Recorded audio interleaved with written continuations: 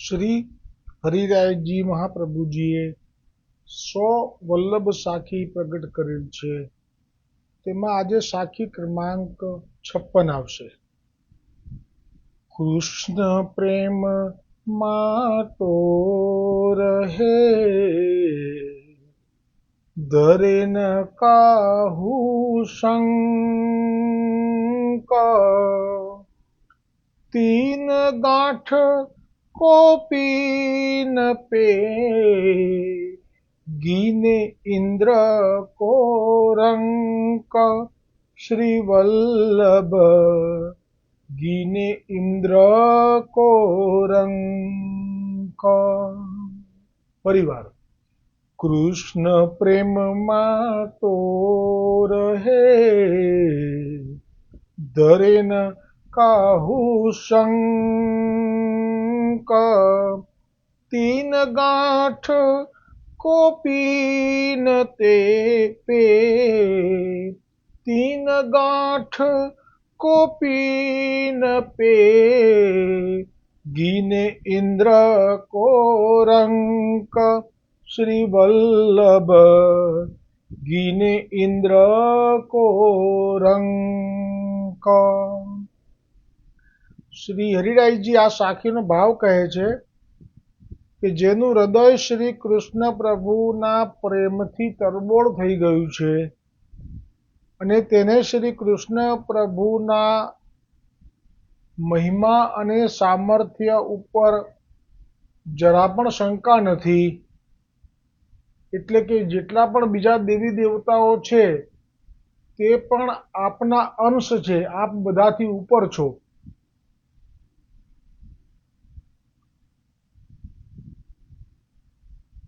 પછી તેવા જીવ પાસે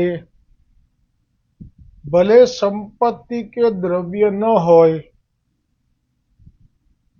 છતાંય ભક્તિ વિનાના ઇન્દ્ર સમાન રાજા કે શેઠ શાહુકારને પણ એ રંક ગણે છે, એટલે કે ભિખારી ગણે છે. ભાવાર્થ. પહેલા અનુવાદ આવ્યો, હવે ભાવાર્થ આવશે. જેણે પ્રભુની લીલાનું ગાન શ્રવણ કરી લીધું છે, પ્રભુના નામ સ્મરણનો રસ ચાખી લીધો છે, જેને પ્રભુએ અપનાવી લીધો છે, જેને પ્રભુએ પોતાનો કરી લીધો છે, અને જે ગોપીજનોના સંપૂર્ણ મનોરથો પૂરા કરવા માટે સામર્થ્યવાન છે, એવા શ્રી કૃષ્ણ પ્રત્યેનો પ્રેમ એ હંમેશા આવા ભક્તોના હૃદયમાં માતો નથી અને તેમને ક્યારેય પણ સંશય થતો નથી પોતાના સ્વામી એવા પૂર્ણ પુરુષોત્તમ શ્રી કૃષ્ણચંદ્રમાં. અને તે જે ઓથ મળી જાય છે પૂર્ણ પુરુષોત્તમની, જેને પણ પછી ભલે એ તીન ગાંઠ કોપીન પે, એટલે કે તેની પાસે કોપીન એટલે લંગોટી, એટલે તેની પાસે ભલે કંઈ જ નથી જુઓ લંગોટી સિવાય, પણ છતાંય જે કૃષ્ણ પ્રભુએ પોતાનો ગણ્યો છે અને પોતાનો કરી લીધો છે, પછી હવે એને કોપીનમાં જ છે, લંગોટીમાં, પણ એની ખુમારી કેવી છે તો ગીને ઇન્દ્ર કો રંક. પછી એને ઇન્દ્ર પણ રંક એટલે ગરીબ દેખાય છે, બિચારો દેખાય છે, કેમ કે જે પોતે પામ્યો છે એ શું છે એનો એને બરાબર અનુભવ છે, અને પેલો જે પામ્યો છે એ નાશવંત છે, અને એક વખતે નાશ પામશે, સૌ નાશ થશે પછી ત્રાસ થશે, સૌ નાશ થશે પછી ત્રાસ થશે, અંતે શ્વાસો શ્વાસ જશે, શ્વાસે શ્વાસે શ્રીજી ભજવાનું, જન્મીને છે મેળવવાનું. એટલે એમને તો જે મળ્યું છે એનો એ સારી રીતે મહિમા જાણે છે. બિરદ મારા જાણી ભક્તો રાખે હૈયે હામ. અને આવા બિરદ જાણનારા જે છે એમના માટે આ સાખી છે કે તીન ગાંઠ કોપીન પે ગિને ઇન્દ્ર કો રંક. અને એટલે જ એમનો સત્સંગ કરવાનો કહ્યો છે. 84-252 જે સત્સંગ છે એ એમનો જ કેમ કરવાનો કહ્યો છે, કેમ બીજા કોઈનો નહીં, અજાણ્યાનો નહીં? કેમ કે આ જે છે વૈષ્ણવો એ લોકોને પણ શ્રી કૃષ્ણ માટે પ્રેમ અને વિશ્વાસ એટલો બધો હતો કે એમણે ક્યારે પણ શંકા કુશંકા કોઈના ઉપર કરી નથી. જેમ કે આજકાલ આ બહુ એક મનોરોગ ફેલાયો છે. કોઈ પણ કઈ જીવનમાં ઘટના ઘટે એટલે આણે કર્યું હશે, આણે જ કીધું હશે, આણે જ મંત્ર તંત્ર કર્યું હશે. આ જે નબળાઈ છે એ હરિરાયજી કહે છે કે શ્રી કૃષ્ણના ભક્તોમાં કદી નથી હોતી. જેમ કે અહીંયા કહ્યું કે કૃષ્ણ પ્રેમ માતો રહે ધરે ન કાહુ શંક. શંક એટલે શંકા. જે શ્રી કૃષ્ણનો થઈ ગયો છે એ ક્યારેય પણ કોઈની ઉપર શંકા ના કરે. એ બધામાં એક જ વાત કે તારો ભરોસો મને ભારી ગોવર્ધન ધારી. એટલે કે આ બધું તે કર્યું, સારું કર્યું તો પણ તે કર્યું, ખોટું કર્યું તો પણ તે કર્યું. મારનાર તારનાર એક જ ભગવાન, મારનાર તારનાર એક જ ભગવાન, ભક્તોના હૈયાની ભાવના. એટલે કે મારનાર પણ તું છે, તારનાર પણ તું છે. આ એક ભાવ એકદમ દ્રઢ હોય છે એમનામાં. એટલે જુઓ, કુંભનદાસજીને પ્રભુનો સાનુભાવ એવો હતો કે ગોવર્ધન ગિરિરાજ ઉપર રાજભોગ પછી અનવસર થઈ જાય ને એટલે આપ દોડતા આવે અને કુંભનદાસજીના ખોળામાં બિરાજી જતા ને કુંભના કરીને જે આપની કાલી ગેલી વ્રજ ભાષાની વાણીમાં વાતો કરતા, માગી લેતા કે આજે તો અમારે ઉજાણી કરવાની છે છાક લીલા, તો મારા માટે તું શું બનાવીશ?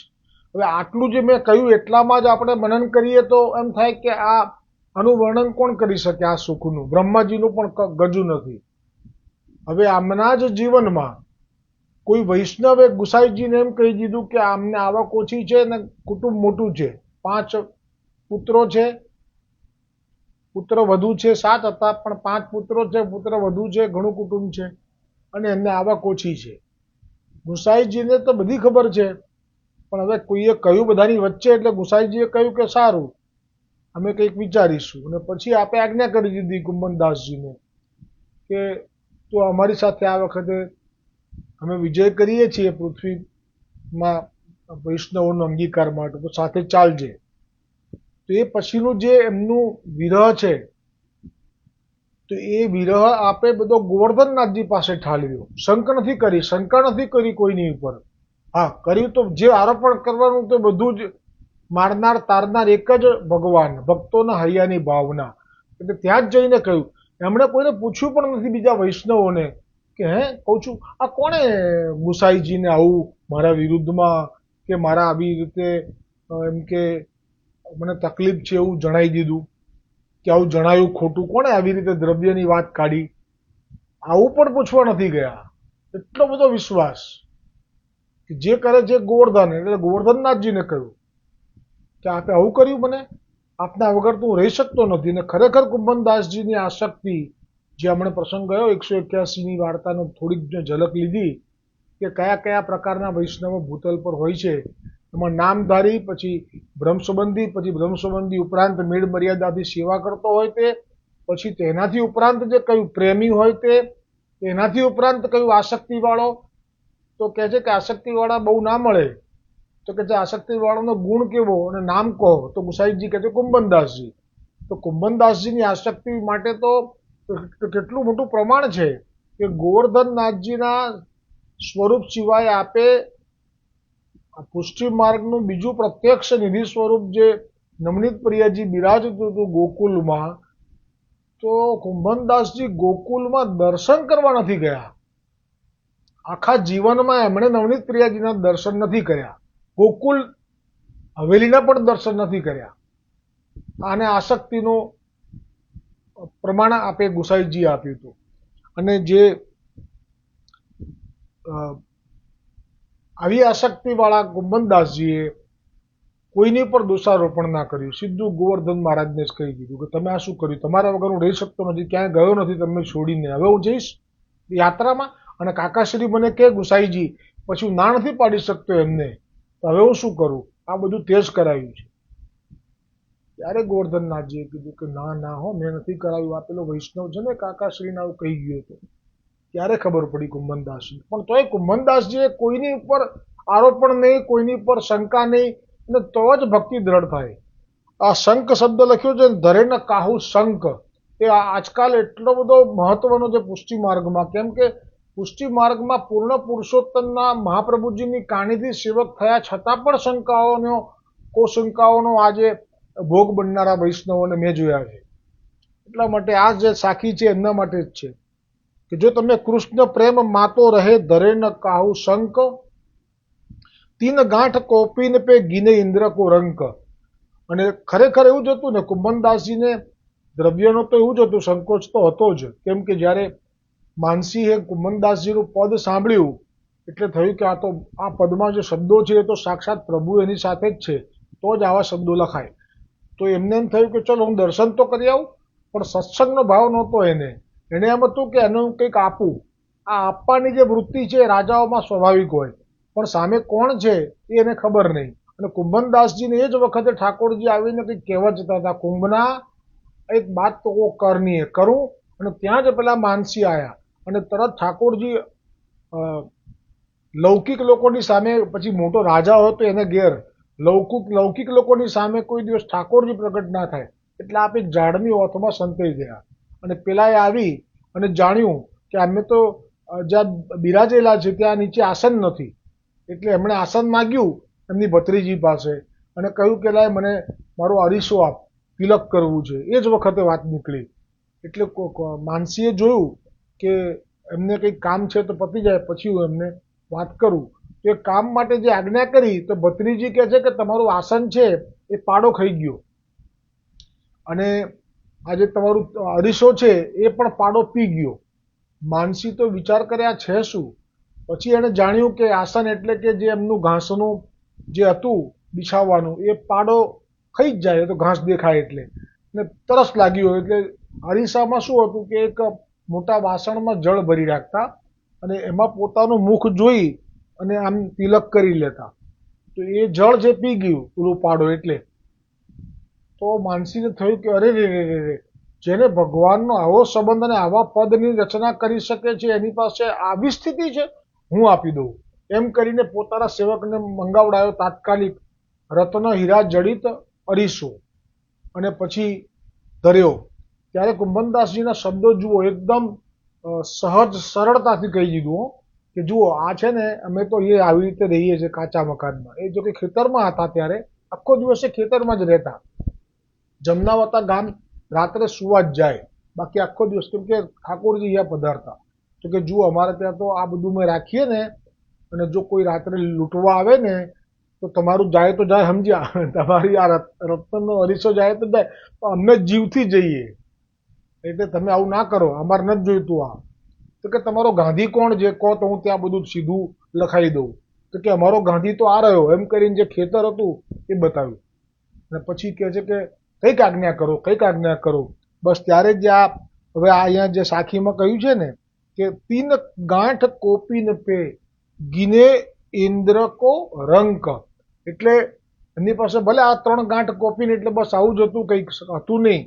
પણ એ ઇન્દ્ર એટલે માનસીને પણ એને તો ગરીબ જ ગણ્યો. કેમ કે હજી એ મનુષ્ય તનમાં આવ્યો છે, મારી પાસે આવ્યો છે, ઠાકોરજીના ચરણોમાં કે સ્વરૂપમાં પ્રીતિ થાય એવો કોઈ એને પ્રશ્ન કરવો જોઈએ કે તો લીલાનું ગાન કે કોઈ પદ સાંભળવાની ઈચ્છા કરવી જોઈએ. એને બદલે આ દ્રવ્ય મને આપવા બેઠો છે. એટલે આપને જે અંદરથી, અને એમાંય ઠાકોરજી ચાલી ગયા, ખોળામાંથી ઊભા થઈને સંતાઈ ગયા. એટલે જે કહેવાય ને કે એ વખત આવો ભાવ થયો હશે કે જટ બોલો શ્રીજીથી મારે છેટું પડે છે, કે ઘડીની કિંમત તોલો શ્રીજીથી મારે છેટું પડે છે. હવે આવું મનમાં કીધું હશે, મુખેથી ના બોલે, કોઈ દિવસ પુષ્ટિ માર્ગીય કોઈ પોતાનો ભાવ પ્રગટ ના કરે, પણ મનમાં આ ભાવ થયો હશે પણ હવે આ જવાનું નામ નથી લેતો. એક તો અરીસો મંગાયો, ટાઈમ બગડ્યો, હવે કે તમારો મને ગાદી બતાવો તો ખેતર બતાવ્યું, હજી કે છે કે મને કંઈ આજ્ઞા કરો. ત્યારે પછી જે આપણે કહ્યું ને એ બહુ જરૂરી છે. જેને પણ ઘરમાં સેવા છે અને ઠાકોરજી સેવા અંગીકાર કરી રહ્યા છે અને એવા સમયે જો કોઈ ઘરમાં આવે છે તો જરૂરથી એમને એમ જ કહેવું જોઈએ કે તમે જાઓ, આ સમયે તમે ના આવો. ભલે ખોટું લાગે. આમણે તો જે એવું કહ્યું કે ફરીવાર ના આવ્યા, કેમ કે આપને તો ઠાકોરજી ગયા છે એનું જે દુઃખ છે એની સામે આ તો કંઈ નથી વિસાતમાં. એટલે કહી દીધું કે તમે તમારું મુખ મને ફરીવાર ના બતાવતા. માનસી બિલકુલ સ્તબ્ધ થઈ ગયો અને કહ્યું કે બરોબર છે, જેમને પ્રભુની સાથે આવો અનુભવ હોય, જે પદમાં સાંભળ્યો હતો એ એમને વળી શું કરવા આવ્યું. બુદ્ધિ દોડી પણ બહુ મોડી દોડી. ત્યાં સુધીમાં તો સહન કરવાનું આવ્યું ને એમને બી કે તારું મુખ ના બતાવતો હવે અહીંયા. આ જ વાત આપે જ્યારે અકબરે બોલાયા ત્યારે મોઢે કહી દીધું કે ભાઈ અમારે તો અહીંયા આવ્યા પછી કે કંઈક તો માગો. અકબરે પણ કહ્યું કે છેલ્લે કંઈક તો માગો. તો કે હું માગું છું કે જતા આવતા મારા આ પગના ચંપલ ઘસાયા અને તારું મોઢું જોવું પડ્યું મારે મ્લેચ્છનું, એટલે મને ફરીવાર ના બોલાવીશ. બીજો કોઈ હોય તો મસ્તક ઉતારી લે, પણ આનો મસ્તક ઉતારવાની તાકાત કોઈનામાં છે? જે ભક્તિ કરે છે એની ઉપર કોઈ આંગળી પણ ના કરી શકે. અકબરનું બી કંઈ કોઈનું ના ચાલે. એટલે અકબરે સમજી ગયો કે એને કંઈ જોઈતું ના હોય તો પછી આવું જ થાય ને. પણ એક વખત તો અપમાન થયું ને આવડા મોટા બાદશાહનું બધાની વચ્ચે. એટલે આ તો આવા જ હોય છે. તો આપણને આમાંથી પણ લેવાનું સત્સંગમાં ભાવ કે અને આ સિવાય બી મેં ઘણા બધા પ્રસંગો મૂક્યા છે. આજે તમે વાંચજો, બહુ આનંદ આવશે. કારણ કે મારી પાસે તો અત્યારે જે આવ્યું એ મેં લીધું. બાકી ભાગવતજીના શ્રી કૃષ્ણના પણ મેં ભગવદ્ વ્રજલીલાના પણ પ્રસંગો એક બે રાખ્યા છે અને શ્લોક પણ આજે લીધો છે ભાગવતજીનો. તો આ જે નિર્ભયતાનો કે અઘાસુરના અંદર જતા હતા તો પણ બિંદાસ હતા, એમની ચિંતા નહોતી, કેમ કે એમને ખબર હતી કે મારા માથે કોણ ધણી છે એમ. તો આપણે પણ ભક્તિ હોય અને શ્રી કૃષ્ણની સેવા કે આ સત્સંગ હોય તો તમારે પણ નિશંક જ રહેવાનું, કોઈ ભય મન પર રાખવાનું નહીં. અને બધું એ જ સંભાળે છે અને એટલું તો સંભાળે જ છે.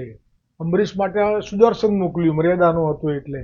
તો આપણા માટે ગોવર્ધન મહારાજ છે, હજરા હજુરું થાય તો ગિરિરાજ મહારાજને શ્રમ આપી દેવાનો કે મહારાજ કૃપા કરો, આ તો ફસાયો. એટલે મહારાજ તમારું દુઃખ દૂર કરવામાં ઉત્સાહ રહેશે એમને તો. એટલા એ વૈષ્ણવ માટે લાલાયિત છે. તો આ 15 વાંચી લેજો. ઘણા પ્રસંગો મૂક્યા છે આજના. પ્રભુ વલ્લભ કૃપાથી જે સ્ફુર્યું એક અત્યારે કહ્યું મેં. કૃષ્ણ પ્રેમ માતો રહે દરે ન કાહુ શંખ, તીન ગાંઠ કોપીને પે ગિને ઇન્દ્ર કો રંક. હવે આવશે આગળ કાલે 57મી સાખી. બોલો હરિરાયજી મહાપ્રભુજી કી જય હો.